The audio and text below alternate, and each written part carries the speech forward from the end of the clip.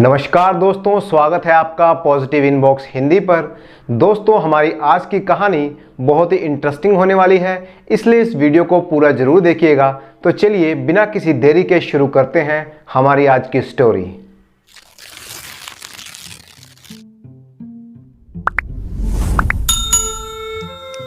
सैलपुर एक बहुत ही छोटा सा लेकिन बहुत ही सुंदर गांव था, जहां के साहूकार लाला रौनकमल अपने पूरे परिवार के साथ रहते थे। अपनी मेहनत, ईमानदारी और लगन से लाला रौनकमल ने बहुत ही ख्याति और धन दौलत एकत्रित कर ली थी। सुख संपन्न परिवार में 2 बेटे, 2 बहुएं और 5 पोते पोतियां थे। बेटे और बहुएं लाला जी और उनकी पत्नी सुनंदा की बहुत ही सेवा करते थे और ध्यान रखते थे। एक दिन अचानक लाला जी का स्वर्गवास हो गया। सब पर मानो दुखों का पहाड़ टूट पड़ा था। लाला जी की पत्नी सुनंदा का तो रो रो कर बुरा हाल था। आखिर लाला जी का क्रियाक्रम करके सबने अपने मन को ढांढस बताया और जीवन को आगे बढ़ाने लगे।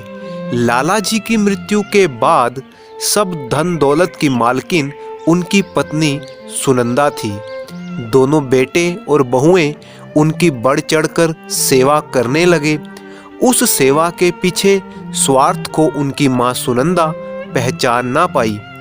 उन्हें तो बस यही लगता था कि पिता की मृत्यु के बाद सिर्फ मां बची है, शायद इसीलिए इतनी सेवा कर रहे हैं। मगर बढ़ चढ़कर सेवा कर ज्यादा से ज्यादा संपत्ति को हथियाने की मंशा ही थी उन दोनों बेटों की। एक दिन बेटों की बातों ने अपनी मां को फुसला ही लिया और सेठ जी की पत्नी सुनंदा ने अपनी सारी संपत्ति और धन दौलत दोनों बेटों में बराबर बांट दी। बस फिर क्या था, सब कुछ तो मिल ही चुका था। अब देने को सुनंदा के पास बचा ही क्या था। यह जानकर दोनों बेटे और बहुओं ने मुंह फेर लिया। सेवा करना तो दूर, उनको खाने पीने के भी लाले पड़ गए। कोई उन्हें 2 घूंट पानी तक नहीं देता। अपनी गलती का एहसास होने पर सुनंदा रो पड़ी, मगर अब तो कर भी क्या सकते थे। कुछ महीने ऐसे ही कट गए। एक दिन सुनंदा की छोटी बहन उनसे मिलने आई। उनकी हालत देखकर वह भी अपने आंसुओं को रोक ना पाई।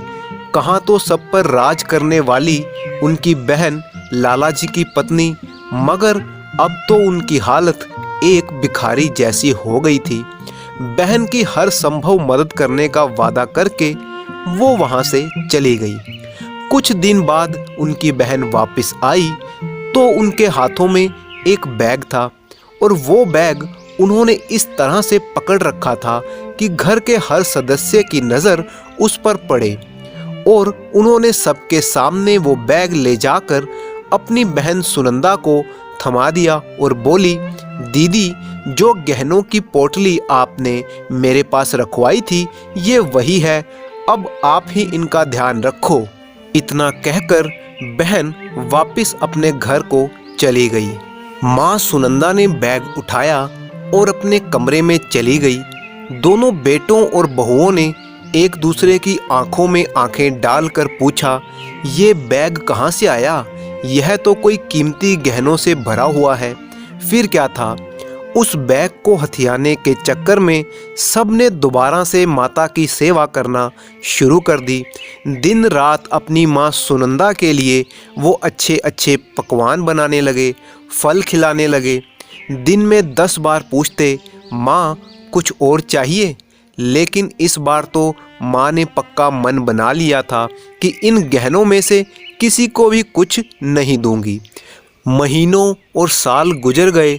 सब उन गहनों से भरे बैग पर नज़र जमाकर सुनंदा जी की सेवा करते रहे।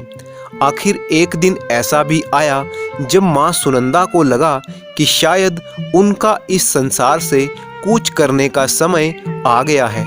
तब उन्होंने दोनों बेटों और बहुओं को अपने पास बुलाया और उस बैग में से सारे गहने निकालकर बराबर बराबर बांट दिए और उसी दिन उनकी मृत्यु हो गई। दोनों बेटे और बहुओं ने चैन की सांस ली कि चलो बुढ़िया से छुटकारा मिला और साथ ही इनके गहने भी हमें मिल गए। अब गहने क्योंकि कुछ पुरानी तरह के थे, सो दोनों बेटों ने सोचा कि इन्हें बेचकर जो भी रकम मिलेगी उनसे नए गहने बनवा लेंगे। वो सब लोग मिलकर उन गहनों को लेकर सुनार के पास गए और जब सुनार ने उन गहनों की जांच की तो पता लगा कि वो सब नकली गहने थे। सब गहने पीतल के बने हुए थे और उन पर सिर्फ सोने का पानी ही चढ़ाया गया था। दोनों बेटों और बहुओं के चेहरे की तो हवाइयाँ उड़ने लगी। ये क्या हो गया? क्या हमने पीतल के गहनों के लिए ही माँ की इतने साल तक सेवा की? हमारी सेवा बिल्कुल बेकार गई। बस फिर क्या था, सब ने अपना अपना माथा पकड़ लिया और बैठ गए। असल में हुआ कुछ ऐसा था कि सुनंदा की बहन ने जब उनकी इतनी बुरी हालत देखी तो उन्होंने ही पीतल के गहने बनवाकर सुनंदा को दिए थे और गहनों के लालच में ही सारा परिवार उनकी आखिरी सांस तक उनकी सेवा करता रहा। अपने माता पिता की सेवा करना हमारा फर्ज है। उनकी सेवा हमें किसी लालच या लोभ में पड़कर नहीं, बल्कि सच्चे मन और प्यार से करनी चाहिए। तो दोस्तों, इसी तरह की मज़ेदार कहानियाँ सुनने के लिए चैनल को सब्सक्राइब कर लीजिए और वीडियो को लाइक और कमेंट करना बिल्कुल मत भूलिएगा। Thank you for watching.